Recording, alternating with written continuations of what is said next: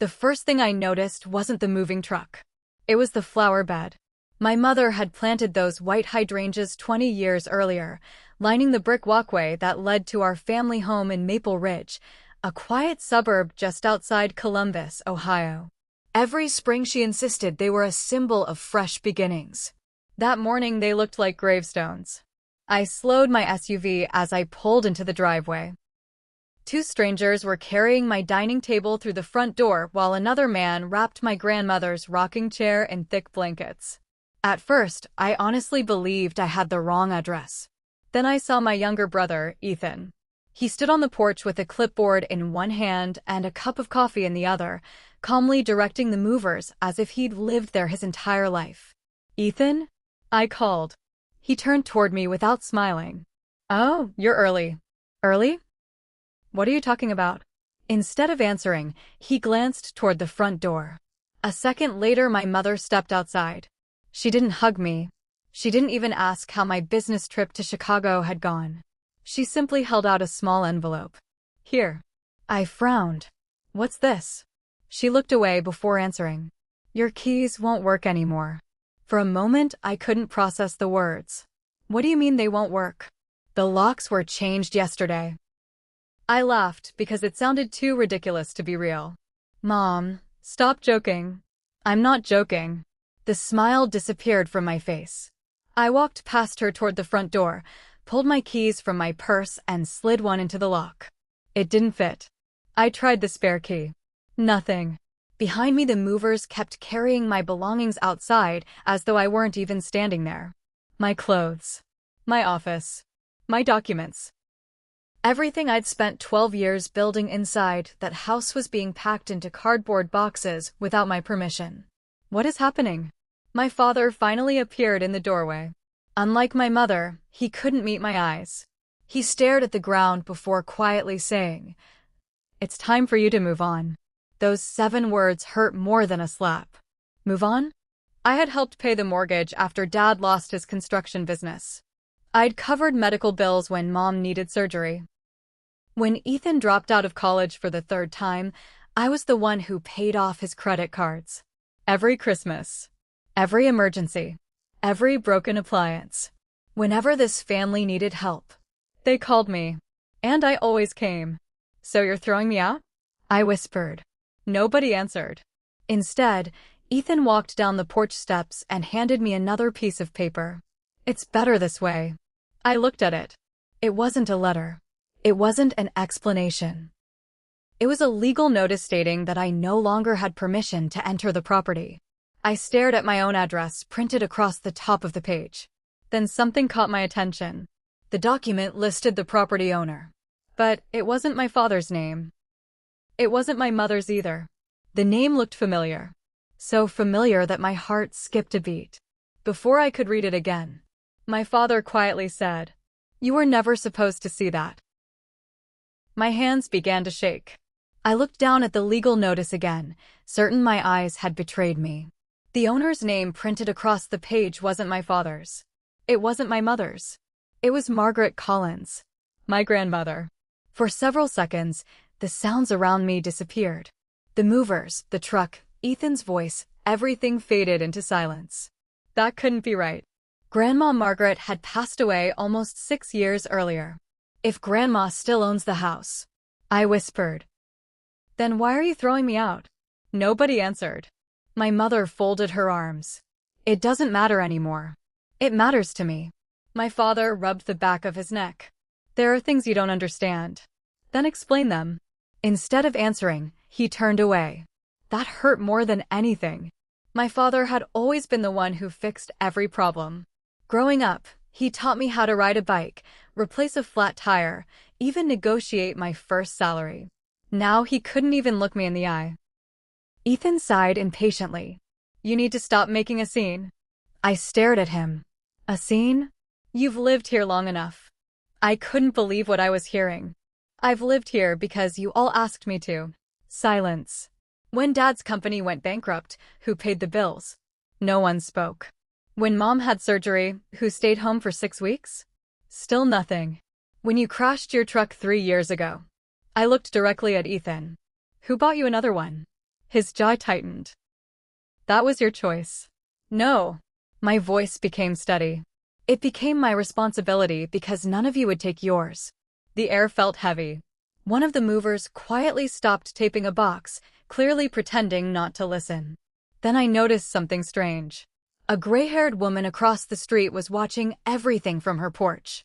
Mrs. Henderson. She had lived next door since before I was born. As our eyes met, she gave me a tiny shake of her head, almost like she was trying to warn me. Before I could walk toward her, my mother stepped between us. Leave the neighbors out of this. Why? Because this is a family matter. Mrs. Henderson suddenly turned around and went inside her house. She looked frightened. Not uncomfortable. Frightened. Something wasn't right. I looked back at the legal notice. Near the bottom of the page was the name of the law office that had prepared it. Harrison and Doyle Property Attorneys. The name meant nothing to me, but the date did. The document had been prepared 3 weeks ago. 3 weeks ago. That was exactly when my parents insisted I travel to Chicago for an important business conference. My stomach tightened. You knew I wouldn't be here. Nobody denied it. You planned this while I was gone. Ethan looked away. My mother remained expressionless. Finally, my father whispered, I'm sorry. Those words came far too late. The movers loaded the last box into the truck. One of them handed me a small cardboard carton. Ma'am, I think this was left for you. Confused, I looked inside. There were only 3 things. An old family photograph, a brass house key I'd never seen before, and a handwritten note. The handwriting belonged to my grandmother. It read, If they're forcing you to leave, don't go to the police. Go to the garage. I looked up in shock. The detached garage stood at the far end of the property. Its side door was still unlocked, and no one seemed to notice that I still had enough time to get there. The moment the movers closed the truck doors, everyone turned their attention to the front of the house. No one was watching the garage. I slipped behind a row of tall hedges, my heart pounding so loudly I was certain someone would hear it. The detached garage had always belonged to my grandfather. Even after he passed away, no one was allowed to reorganize it. Grandma used to joke that he would haunt anyone who touched his tools. Now I wondered if that had been more than a joke. The brass key from Grandma's note fit perfectly into the side door. The lock clicked. Inside, the familiar smell of old wood, motor oil, and dust wrapped around me like a memory. Everything looked untouched. The workbench, the fishing rods, even Grandpa's old radio still sat on the shelf. If someone had searched this place, they had done an incredible job hiding it. I unfolded Grandma's note again. There was something I hadn't noticed before. Written across the bottom, almost invisible, were 3 words. Behind the cabinet. I turned toward the back wall. A tall metal storage cabinet stood exactly where it had for years. It was so heavy that, as a child, I couldn't move it an inch. I pushed anyway. Nothing. Then I remembered. Grandpa had once shown me a hidden will underneath it. I knelt down, reached beneath the cabinet, and felt cold metal. With one pull, the hidden wheels dropped into place. The cabinet rolled aside. Behind it wasn't a wall. It was a narrow wooden door. My pulse quickened. I turned the handle. The hinges groaned softly. Inside was a tiny room no larger than a walk-in closet. There were shelves lined with dusty file boxes, photo albums, old tax records, home videos, and in the center stood a small fireproof safe. A yellow envelope had been taped to the front. It simply said, For Emily. Open only if they betray you. My throat tightened. Grandma had known. Somehow. She had known this day would come. I carefully opened the envelope. Inside was a single flash drive, a folded letter, and a small silver key attached to a tag. Safe deposit box, First National Bank of Franklin. My breathing became shallow. Why would Grandma rent a safe deposit box without telling anyone? I unfolded the letter. Emily, if you're reading this, then the family has finally chosen money over love. Tears filled my eyes. I prayed I would be wrong. Everything you need to understand the truth is inside this room. But the most important evidence is not here. It is waiting at the bank. Suddenly, I heard footsteps outside. Someone had entered the garage. I quickly switched off the small overhead light. The room fell into darkness. Then I heard Ethan's voice. "I know she's here." Another voice answered. It was my mother. "Find the envelope before she does." I held my breath. A flashlight beam swept across the garage floor. Then, it stopped directly in front of the cabinet. The flashlight beam froze just inches from the cabinet.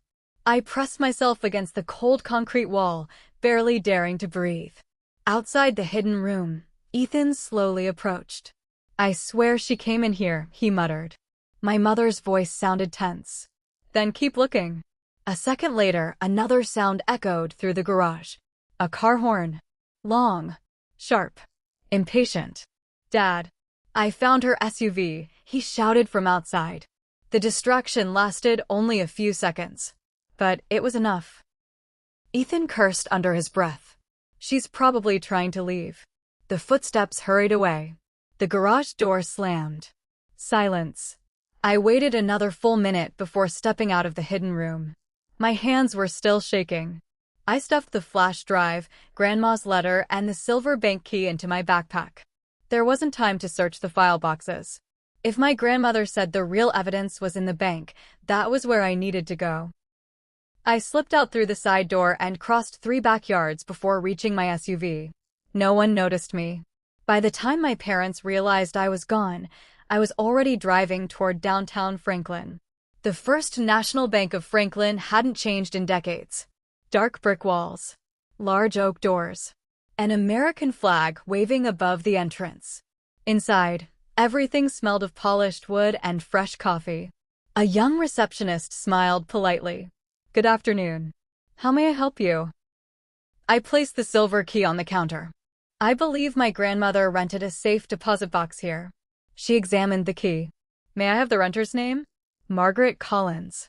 The receptionist typed for several seconds. Then her smile disappeared. "One moment, please." She disappeared into the manager's office. A minute later, an older gentleman wearing a navy blue suit approached me. "Miss Emily Carter?" "Yes. My name is Richard Benson. I've been expecting you." I blinked. "Expecting me?" He nodded. Mrs. Collins left very specific instructions. My heart skipped a beat. Instructions.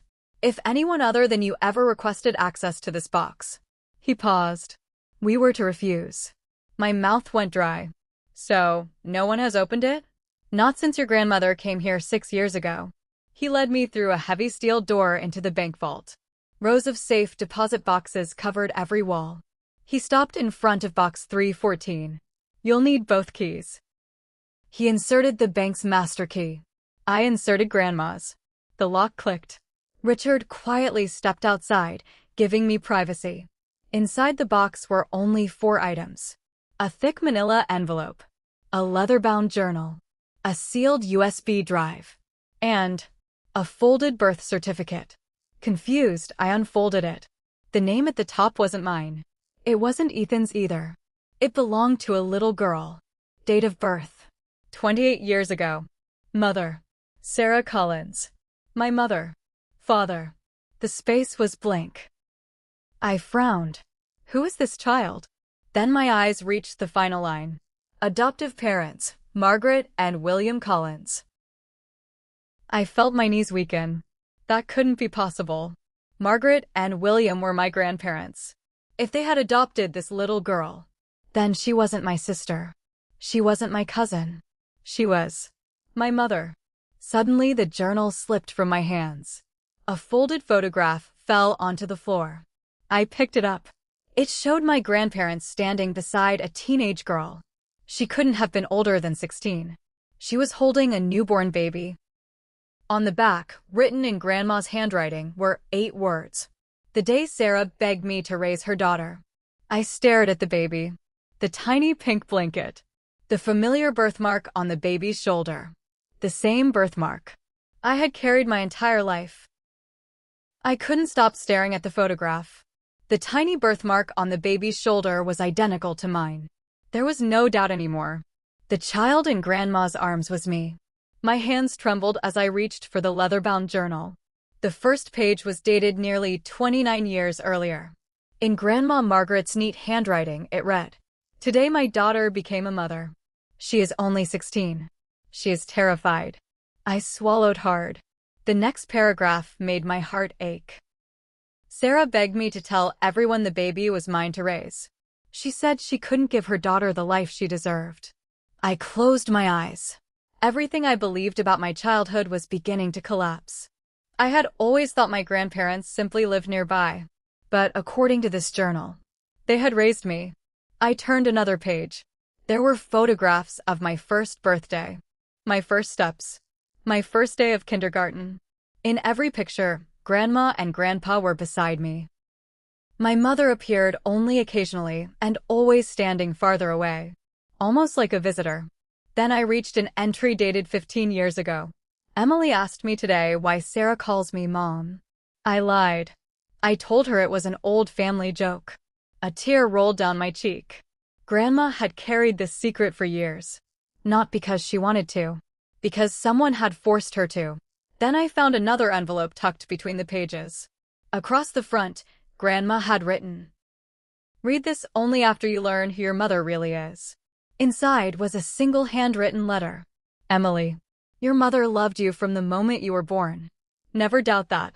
But fear changes people. When your grandfather became ill, Sarah met someone who promised to solve all our financial problems. His name was Daniel Brooks." I frowned. I'd never heard that name before.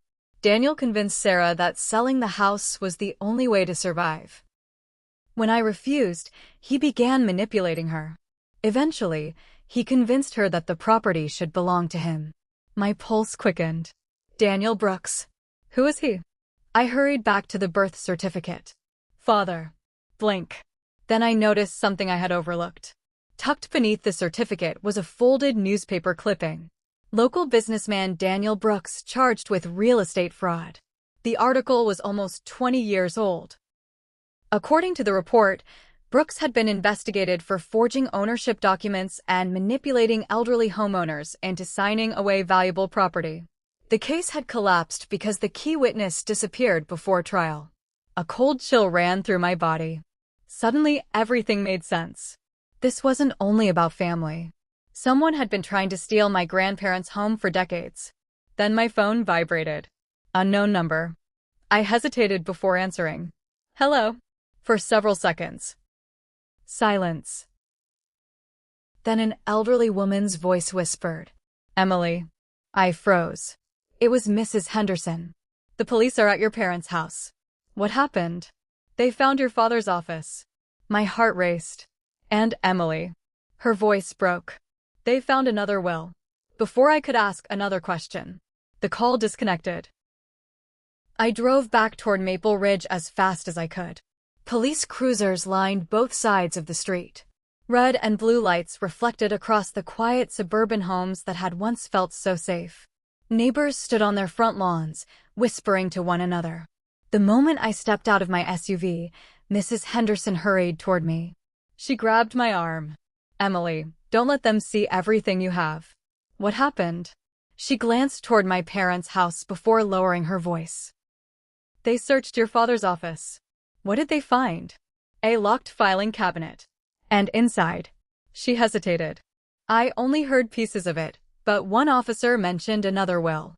Before I could ask anything else, Detective Michael Reynolds walked toward me. He looked to be in his early 50s, calm and professional. "Miss Carter." "Yes, I'm Detective Reynolds." He held up a badge. "We've been trying to reach you." "Why?" "Because your name appears in several legal documents we recovered today." My stomach tightened. "What kind of documents?" He studied me carefully. "Before I answer that, I need to ask you a question." I nodded. "Were you aware that your grandmother created 2 different wills?" My heart stopped. "No." He sighed. "Neither were we." He opened a folder. "The first will was signed 8 years ago. It leaves the entire property to you." I closed my eyes. Grandma had wanted me to inherit the house. But he turned another page. 3 months later, a second will appeared. "This one leaves everything to Sarah Collins." "My mother." "Yes." I stared at him. There must be some mistake. We thought so too. He removed 2 documents from the folder and placed them side by side on the hood of his car. The signatures look similar. But our forensic examiner noticed something unusual. I leaned closer. Grandma's signature on the first will flowed naturally. The second looks stiff. Forced. Almost traced. The second signature is likely forged. I felt the ground disappear beneath me. My mother forged Grandma's will? We can't say that yet. But someone almost certainly did. Before I could respond, another detective approached carrying a cardboard evidence box. Mike, you should see this. Inside the box were dozens of old financial records, loan agreements, property deeds, insurance files, and one thick envelope marked confidential. Detective Reynolds carefully opened it. Inside was a handwritten confession. Not from my mother. From my father. His handwriting was unmistakable. The first sentence made my blood run cold. If anyone is reading this, I failed to protect my family. Reynolds silently handed me the pages. My hands shook as I began reading. Sarah didn't forge the will alone. Daniel Brooks threatened us. He said if we refused, Emily would lose everything anyway. I believed him. My eyes filled with tears. Dad knew. He had known the truth all these years. Then I reached the final paragraph. There is only one person who can prove what really happened. His name is Judge Robert Whitmore. He never signed the final documents. I looked up. Who's Robert Whitmore? Detective Reynolds looked surprised. You don't know. I slowly shook my head. He retired 15 years ago. He now lives in a small town. The detective checked his notes. About 3 hours from here. Before either of us could say another word, a police officer ran across the lawn. Detective. We have a problem. Reynolds turned. What is it? The evidence room. It's been broken into. And the forged will. It's gone. 3 hours later, Detective Reynolds and I were driving through rolling farmland toward the small town of Ashbrook. The stolen will changed everything. Whoever had broken into the evidence room wasn't trying to hide the past anymore. They were trying to erase it. The retired judge, Robert Whitmore, lived in a modest white farmhouse at the end of a gravel road. A weathered American flag swayed gently on the front porch. When he opened the door, he studied my face for several long seconds. Then he quietly said, "You have Margaret's eyes." I froze. You knew my grandmother? He nodded. For over 40 years. He invited us inside. His living room was filled with shelves of old law books and framed family photographs. Without saying another word, he walked to a wooden cabinet and removed a worn leather folder. I wondered if this day would ever come. He placed it carefully on the coffee table. I kept copies. Detective Reynolds leaned forward.